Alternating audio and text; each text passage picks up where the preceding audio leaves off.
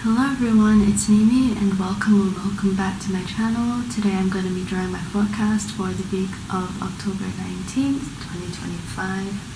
And this time I am still using my cat deck and my crystal deck, so without further ado, because my battery is about to die and I'm again playing battery roulette, let's see what the cards have in store for us. As usual, I'm starting out with my cat deck. Okay, this one flipped out pretty quickly, so I think that is a sign.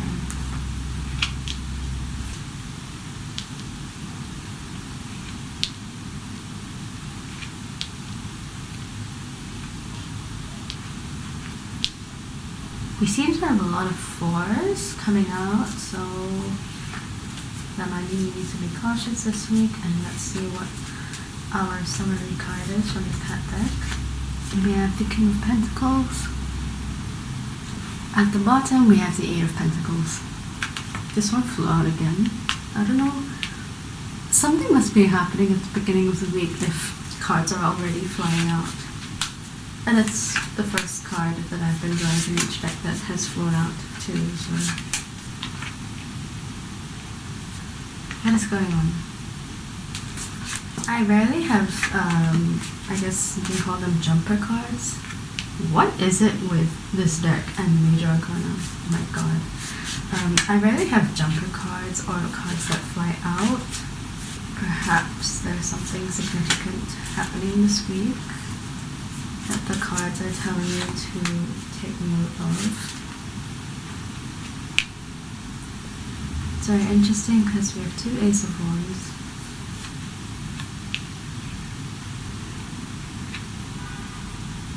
Interesting, we have two reversed aces, and let's see what our summary card is from Boombust, and it's the King of Wands in reverse.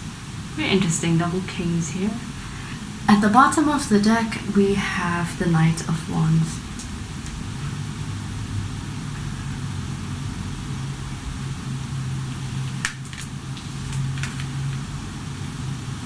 To start off the week, we have the Ace of Wands and Temperance, and this is a really good beginning for anything requiring a creative spark. And Temperance is all about balance, so I sense a lot of good harmony for the beginning of the week. The beginning of the week might be an auspicious time to try and do this because these two cards in particular flew out, so I think there's a sense of urgency on this day as well. Next we have the Four of Pentacles in reverse and the Lovers in reverse, and here you can see the cat has its eyes on its four treats, and they are literally just treats. The treats won't run away, so there could be some tension between yourself and people you're in a relationship with, whether that's romantic or in your career. So maybe you might be overthinking a situation, so this is just telling you that you may be overcomplicating things in your mind. Moving on, we have the Five of Wands and we have the Ten of Wands. The Five of Wands here can symbolize conflict. As you can see, there are 5 mouse toys divided between 2 cats, and obviously they're not gonna be able to tear one of them in half. Maybe they will. And this can also symbolize a lack of resources. If you're doing anything creative, you might have a literal lack of resources. But with the Ten of Wands here, I think this is coming to an end. So it could be time for a new chapter in this project or something that you're working on at work.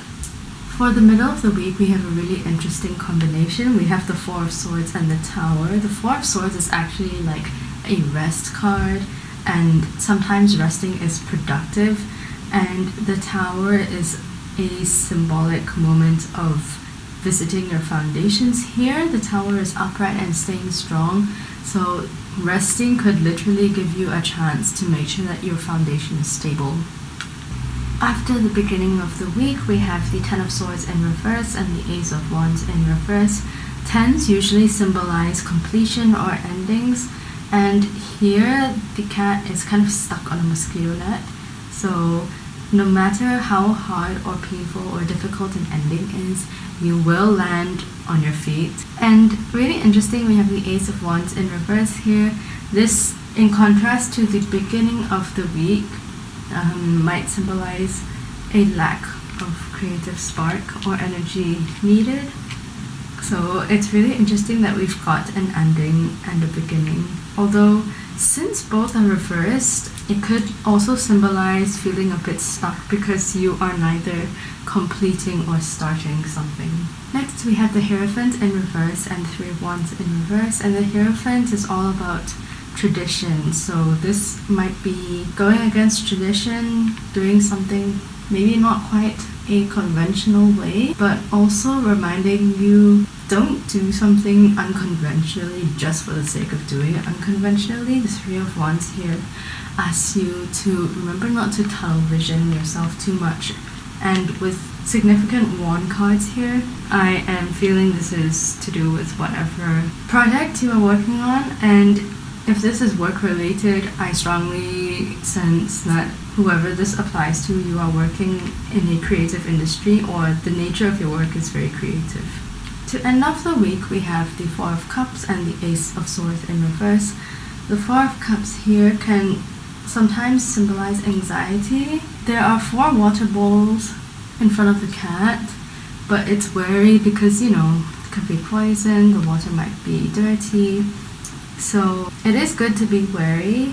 You might have certain anxieties about talking to someone, as I see a sword card here, or there is a lack of communication between you and whoever this other party is, so that might be causing you some anxiety and you might be trying to look for an answer, but just give them time.